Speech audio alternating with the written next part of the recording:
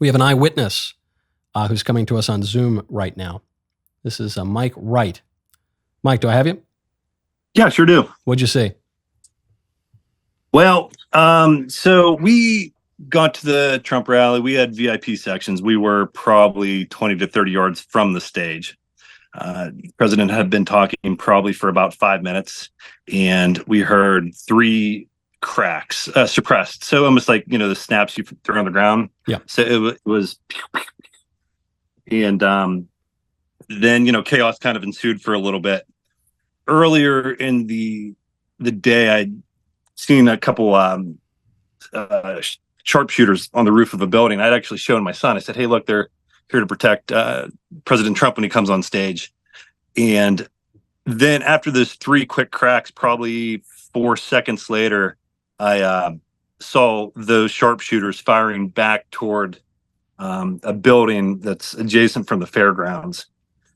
All at the same time, so 3 shots, they start shooting back. Secret Service is on stage, has Trump, to the ground. Then, different, I don't know what, LEO came up on stage. Everyone was kind of panicking. After that, there was some commotion from some bleachers to my left, probably about 30 yards to my left. So from all my friends and family that were at the event, there was, in some pictures I saw, what I kind of summarized happened was there was the shooter was on the roof of a building called AGR, probably 300 to 500 yards away from the stage. It was not in the fairground area. They were shooting through the bleachers toward the president. And that would make sense because I saw them actually carry 2 bodies out of the bleachers. My friend was in the bleachers.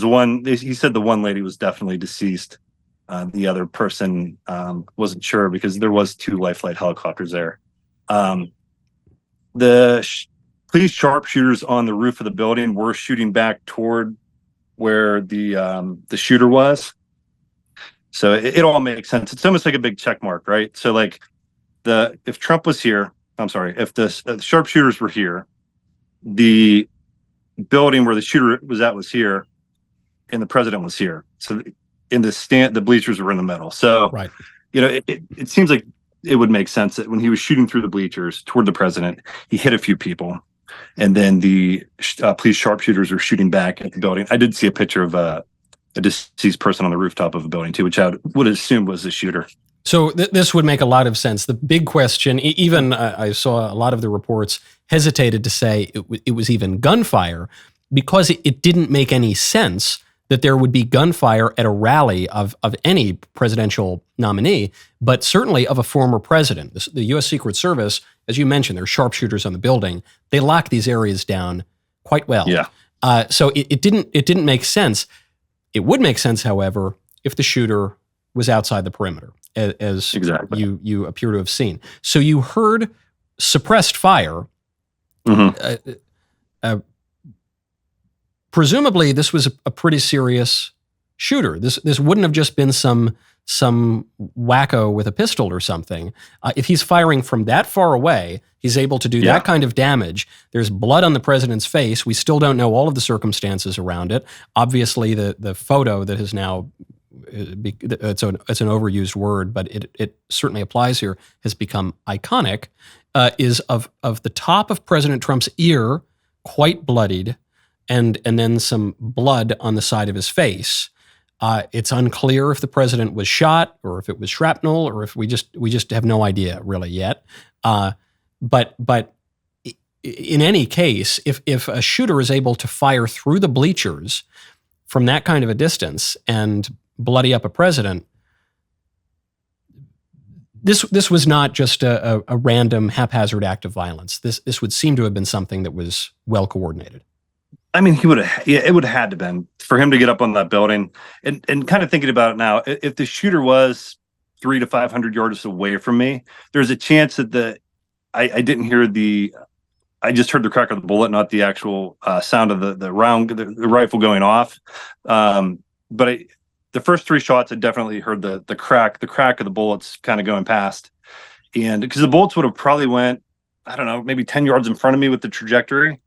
But the sharpshooters for sure was suppressed. But yeah, for him to get up on that building, on that rooftop, yeah, it would have had to been planned.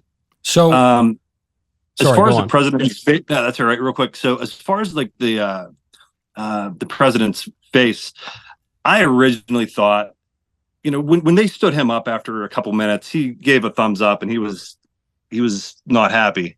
I told my wife, I said, they tackled him so quick. He could have hit his head off the ground, off the podium. That was, I guess that was my first reaction as well. And it might well have been the case. I mean, I suppose the shooter could have hit him. And if so, happily it would have just hit him off to the side. He does appear pretty bloodied up in any case. So, if you're a U.S. Secret Service, you're not going to be gentle in trying to protect the president as a man is firing multiple rounds to murder him. We just don't know. I mean, the reports are just totally unclear right now as to what exactly happened. What was the reaction in the crowd? For the first 5 to 10 seconds, it's like surreal, right? The first 3 shots, is it the sound system? Is it fireworks? Right. And then when I saw the sharpshooters shooting back, we got the kids and everyone down to the ground. It probably took the crowd, I would say 15, 20 seconds to really grasp like what happened. The Secret Service is down. There's people with rifles on stage. There's commotion in the stands with people screaming.